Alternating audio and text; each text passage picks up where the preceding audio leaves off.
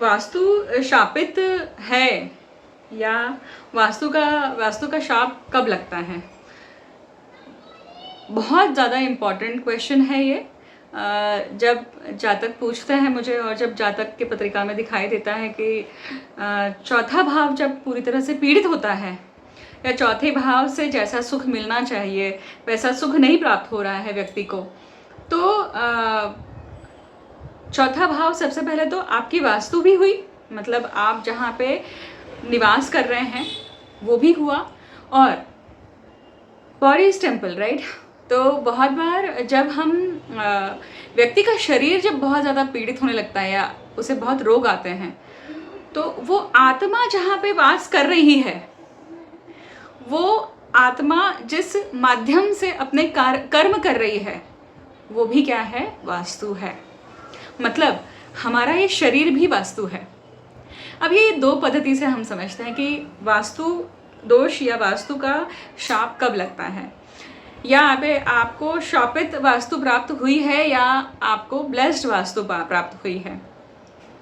तो सबसे पहले तो समझिए कि वास्तु शापित तब होती है कि जब आप वास्तु को सही प्रकार से नहीं रखते हैं।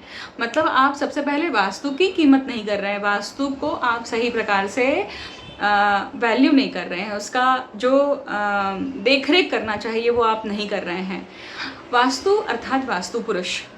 तो जब सबसे पहली चीज़ होती है कि अभी तो बहुत ट्रेंड है इन सब चीज़ों का, और हमेशा नहीं, पहले कम हुआ करता था, परंतु आप कर्ज लेकर अपनी वास्तु लेते हैं, राइट।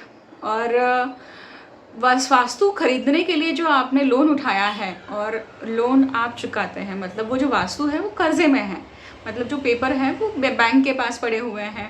पहले के ज़माने में वो ज़मींदार के पास में या जो वहाँ का रखवाला हुआ करता था वहाँ पे उनके पास में ये चीज़ हुआ करती थी। परंतु जब अभी अगर हम आज के दौर की बात करें कि जब वास्तु आप खरीदते हैं और कर्ज लेकर खरीदते हैं, बैंक से लोन लेते हैं, तो वास्तु को कभी भी कर्जे में नहीं रखना चाहिए। सबसे पहला जो शाप लगता है ना, वो कर्जे की वास्तु का लगता है। क्यों लगता है? अब आपने कर्जा लिया है, ठीक है, आपको वास्तु मिल गई, क्योंकि वास्तु आप प्राप्त करने की अदम्य आप में इच्छा थी और नियति ने आपको चांस दिया कि चलो भाई तुम्हें कर्जा मिल जाएगा, पैसों की यहाँ से तुम्हें पैसों की व्यवस्था हो जाएगी, और तुमने वहाँ पे कर्जा उठा के घर ले लिया। परंतु उस कर्जे को चुकाने के लिए जो पैसा आप कमाते हैं, मतलब आप जो कर्म कर रहे हैं, वो कर्म करके जितना भी आप पैसा कमाते हैं, अगर वो पैसा आपने वास्तु को कर्जा मुक्त करने के लिए नहीं लगाया है, तो धीरे धीरे उस वास्तु का कर्ज आपके ऊपर चढ़ता है। मतलब नियति कहती है कि तुझे ये चीज़ दी है मैंने, और इस चीज़ को तूने ऋण से प्राप्त किया है। अब वो ऋण जब तक तू चुकाता नहीं है तब तक ये वस्तु तेरी हो नहीं सकती है। अधिपत्य पूरी तरह से प्राप्त नहीं होगा, उसका ऐश्वर्य पूरा प्राप्त नहीं होगा, वो समृद्ध नहीं होगी। पर वही मान लीजिए कि अब उसे ऋण मुक्त करने के लिए भी नियति आपको चांस देती है। मतलब ऋण मुक्ति के लिए बहुत बार ऐसे अवसर आपके सामने खड़े कर देती है, ऐसी मदद आपके सामने, ऐसा लाभ आपके सामने प्रकट कर देती है कि आपको पैसा भी मिलता है। पर पैसा मिलने के बाद में हमारा हव्यास, हमारी ग्रीड या हमारा लालच इतना बड़ा हो जाता है कि हम बहुत बार वहाँ पे वो पैसे न देकर, मतलब वास्तु को कर्जे से मुक्ति ना करके हम वो पैसा किसी और चीज़ में डाल देते हैं। हम उस चीज़ का कोई और उपयोग कर लेते हैं, जैसे हम दूसरा कोई सुख खरीद लेते हैं। घर की वस्तु हुई, बहुत सारी अलग अलग चीज़ें हम करते हैं ना, कि लोन उठा के हम बहुत सारी चीज़ें करते रहते हैं। हम ये नियम लागू नहीं करते हैं कि अगर हमने वास्तु कर्ज लेकर खरीदी है तो हमें वो कर्जा पहले चुकाना चाहिए, फिर दूसरा अपन उस कर्जे से मुक्त होने के बाद में फिर दूसरे ग्रीड की तरफ या दूसरे लालच को हम इनवाइट करें या दूसरे लालच को हम अटेंड करें। तो षड्रिपुओं में से लालच, मतलब ये भी एक मोह है आपका, ये भी आपका षड्रिपु है, और वही स्थान ऋण का भी है, रोग रिपु ऋण का है। तो यहाँ पे ये वास्तु धीरे धीरे क्या करती है, आपको शापित जीवन जीने के लिए बाध्य करने लगती है। अब वो कैसे होता है? धीरे धीरे घर में बीमारियां आना, धीरे धीरे घर में कलह होना, घर में रुकने की इच्छा ना होना, घर में आप 4 लोग 5 लोग रहते हैं पर किसी का एक दूसरे से पटता ही नहीं है, कॉम्पैटिबिलिटी नहीं है, मनमुटाव रहते हैं। घर में आने के बाद में घर में एक क्षण के लिए रुकने की इच्छा नहीं होती है। घर में जो खाना बनता है वो बहुत बार फिकवाया जाता है या स्टेल हो जाता है। बहुत बार ऐसा खाना क्या होता है कि लोग सोचते हैं कि घर में खाना बन रहा है पर वो खाने में टेस्ट ही नहीं है। तो बहुत बार खाने को लेकर या बहुत बार घर में फल आते हैं या सब्जियां आती हैं, बहुत जल्दी वो सब्जियां फल ख़राब हो जाती हैं। फ्रिज में पड़े हुए जो भी अन्न हैं वो अन्न ख़राब होने लग जाते हैं। तो बहुत सारी सटल चीज़ें रहती हैं। अब ये एक ऐसा प्रैक्टिकल पक्ष है जो आप नोटिस करेंगे तो आपको नज़र आएगा। वही अगर वास्तु का कर्ज और एक जगह पे लगता है, कैसे लगता है कि जब व्यक्ति अपने वास्तु को बहुत गंदा रखता है, मतलब अपने घर को बहुत बेकार रखता है, हर सुबह से लेकर श्राद्ध तक उस वास्तु को यूज़ कर रहा है, परंतु उस कर्म के कारण ना उसकी साफ सफाई रखता है, ना उसमें जो वस्तुएं हैं, जो भी चीज़ें हैं, घर में यूज़ होने वाली जो भी कपड़े हैं या इवन किचन के अप्लायंसेस हैं, ये सब चीज़ें, इसको आप गंदगी में रख रहे हैं, धूल में रख रहे हैं, उसका सही प्रकार से देखरेख नहीं कर रहे हैं, उसे सही प्रकार से स्वच्छ नहीं रखते हैं। तो यहाँ पे भी वास्तु का शाप लगता है।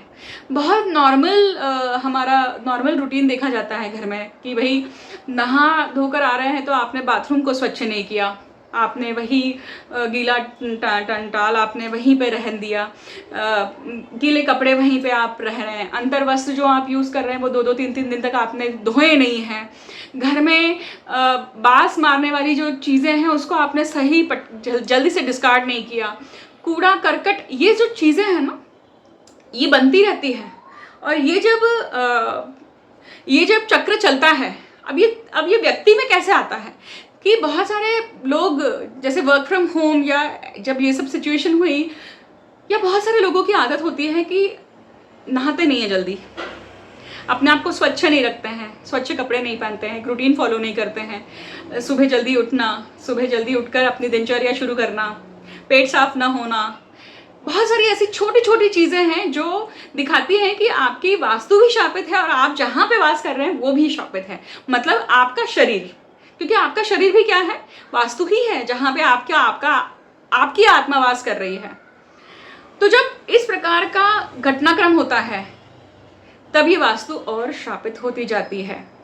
ये प्रैक्टिकल कर्म है। देखिए अब होना क्या चाहिए कि जब हम जनरली बोलते हैं कि भाई वास्तु को लेकर जो भी जब प्रॉब्लम्स आती हैं या जो भी पत्रिकाएं आती हैं तो हम उन्हें बताते हैं कि आप किस प्रकार से वास्तु का शोधन करें, वास्तु को प्यूरिफाई करें पत्रिका के अनुसार, क्योंकि जिसके नाम की वास्तु है सिर्फ उसी के लिए वो लागू होता है ऐसा नहीं है। घर में अगर 4 लोग रह रहे हैं तो 4 लोगों की पत्रिका, 4 लोगों के पत्रिका के अनुसार चौथा भाव किस प्रकार से काम कर रहा है, चौथे भाव को लेकर किस प्रकार की कर्सेस हैं, चौथे भाव को लेकर क्या दोष हैं, क्या निवारण करना चाहिए, चौथे भाव का स्वामी, आपकी दशा, बहुत सारी ऐसी फैक्टर्स हैं जो काम करती हैं। ठीक है, पंचक करने के लिए हम बहुत बार कहते हैं। अब पंचक क्या है?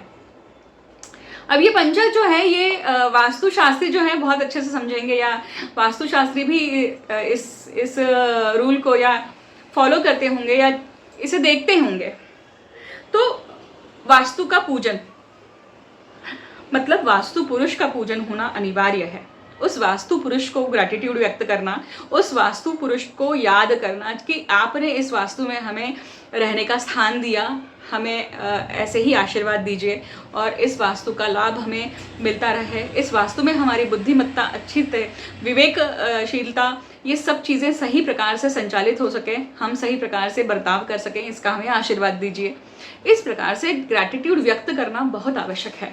ठीक है, फिर हम बात करते हैं अब जैसे वास्तु स्पेशलिस्ट या जो वास्तु है, वास्तु बनाने के लिए जिन भी देव या जिस भी देवता का आशीर्वाद लगता है वो कौन है? विश्वकर्मा। मतलब विश्वकर्मा का पूजन करना, या फिर विश्वकर्मा की साधना, या विश्वकर्मा को याद करके उनका पूजन करना, उनकी आराधना करना, उन्हें भी ग्रैटिट्यूड व्यक्त करना, ये भी बहुत ज़रूरी है। फिर उसके बाद में आप जब जिस भी वास्तु में रह रहे हैं, अब जैसे अगर आपका नीचे का घर है तो वो धरती माता है ना, भूदेवी, तो मतलब सबसे पहले आए वास्तु पुरुष, फिर आए विश्वकर्मा और फिर भूदेवी, जिन्होंने हमें स्थान दिया, उस ज़मीन के टुकड़े पर रहने के लिए हमें परमिशन दी, या हम उस ज़मीन को यूज़ कर रहे हैं तो भूदेवी का आभार व्यक्त करना, भूदेवी का पूजन करना, भूदेवी की आराधना करना, उन्हें ग्रैटिट्यूड व्यक्त करना। ये बहुत सिंपल टिप्स हैं जो हर व्यक्ति ने, जिसका खुद का घर है या जिस भी घर में वो वास करता है, ये उसने करना चाहिए।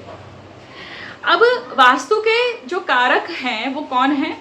मंगल, क्योंकि भौम कारक कौन है? मंगल। तो मंगल देवता का आशीर्वाद प्राप्त करना।